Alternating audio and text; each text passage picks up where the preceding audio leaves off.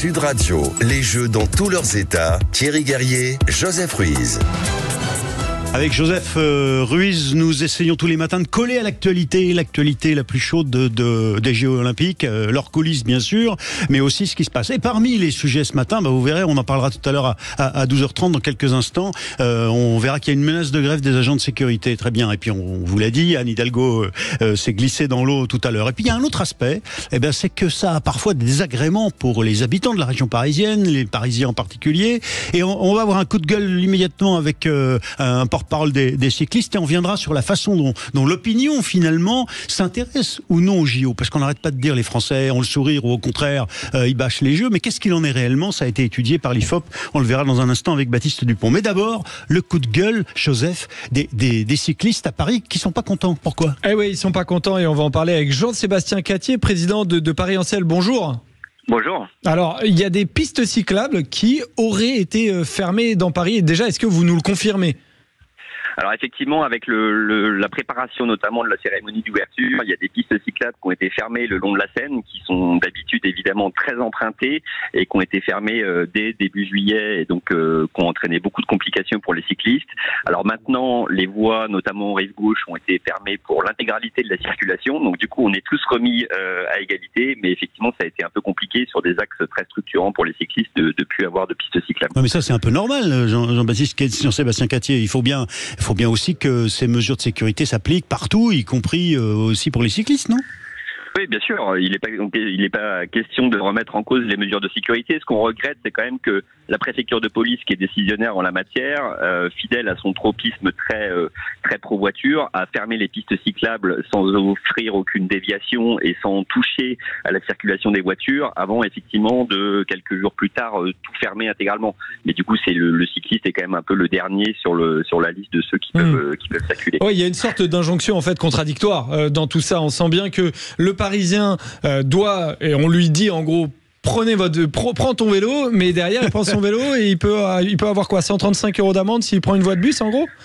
Alors ça c'est autre chose. Alors effectivement, sur le vélo, il y a plein de choses qui ont été faites en vue des Jeux Olympiques et qui vont rester après, qui sont quand même plutôt des bonnes nouvelles. Il y a un certain nombre de pistes qui ont été créées pour les Jeux Olympiques pour permettre à tous les visiteurs, les participants, etc., d'utiliser le vélo pour se déplacer dans Paris pendant les Jeux, et je pense que c'est une bonne idée. Après, effectivement, il y a quelques axes où il y a des couloirs de bus qui ont été transformés en voies olympiques. Mais interdit aux cyclistes. Et ça, c'était pas prévu. Alors, il y a des choses qui étaient prévues, mais on n'était pas très bien informés par la préfecture, encore une fois. Et surtout, il y a des axes, je pense à l'avenue Marceau, mais il y en a d'autres, où en fait, du coup, il n'y a plus aucune solution pour les cyclistes. Il n'y a ni couloir de bus, ni piste cyclable, ni rien. Donc, on se retrouve dans la circulation avec des voitures qui vont relativement vite, et c'est toujours dangereux. Et en plus, ces couloirs de bus Paris 2024, en fait, il n'y a que les cyclistes qui s'en sont fait éjecter. C'est-à-dire que les bus peuvent encore les utiliser, les taxis peuvent encore les utiliser, les officiels, les athlètes, etc. Et il n'y a que les vélos qui se sont fait virer par la préfecture de police. Et du coup, c'est quand même un peu dommage de n'offrir aucune solution sur un moyen de transport qui est très pratique en plein été, en plus à Paris pour les JO. Ouais, Jean-Sébastien Catier, président de Paris-Ancel, merci d'avoir été sur Sud Radio ce matin, d'être venu pousser votre coup de gueule ici en direct sur la radio après ces fermetures de voies de bus pour les vélos. Alors l'opinion, comment est-ce qu'elle réagit, Joseph Ruiz? C'est une question que vous vouliez poser ce matin. Ouais, on va en parler tout de suite avec Baptiste Dupont, chargé d'études pôle opinion, expertise, actualité et politique de l'IFOP. Bonjour. Bonjour. Alors vous venez de sortir un sondage sur est-ce que les Français, comment est-ce qu'ils abordent les Jeux Olympiques? Alors dites-nous, ils sont plutôt heureux, malheureux? Comment est-ce qu'ils voient ça? Alors, ce qui ressort en majorité plus relative, c'est l'indifférence. On a essayé de comprendre. L'indifférence, l'indifférence, c'est ça? Oui, c'est ça. On a trouvé qu'un tiers des Français se décrivaient leur état d'esprit par l'indifférence. Après, ce qui ressort, ce qui est intéressant à voir, c'est l'inquiétude qui sort en deuxième. L'inquiétude particulièrement parmi les femmes, mais aussi l'enthousiasme. L'enthousiasme, c'est quelque chose qu'on retrouve particulièrement chez les cadres jeunes sportifs. On imagine qui ont plus l'opportunité de regarder, de participer aux Jeux Olympiques en tant que spectateurs. on a une différence de 10 points encore sur le sexe entre les hommes et les femmes.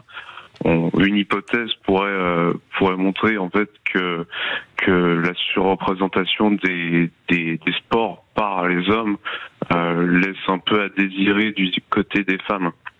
Donc en gros, ce qu'on en retient, c'est que en grande majorité, d'abord les Français ils sont indifférents et inquiets, c'est ça ? Un tiers. Attention, c'est pas une majorité ça. Ouais, mais c'est un gros bloc. Vous nous dites, mais c'est pas une majorité. C'est-à-dire que globalement, alors les autres sont soit inquiets, soit enthousiastes. C'est quelle proportion, Baptiste Dupont ? Alors, pour l'indifférence, c'est bien un tiers, c'est une majorité relative parmi l'état d'esprit. C'est la nouvelle mode, les majorités relatives. Ouais. Allez-y, Baptiste. Oui, c'est ça. L'inquiétude suivie par l'indifférence, puis l'inquiétude qui est citée par 24% des Français. Ça reste une proportion assez élevée. Un quart. Ouais, on est au quart, quoi, hein, quand même. Oui. Et la satisfaction qui a beaucoup évolué, on a pris 10 points depuis, 12 points depuis mai.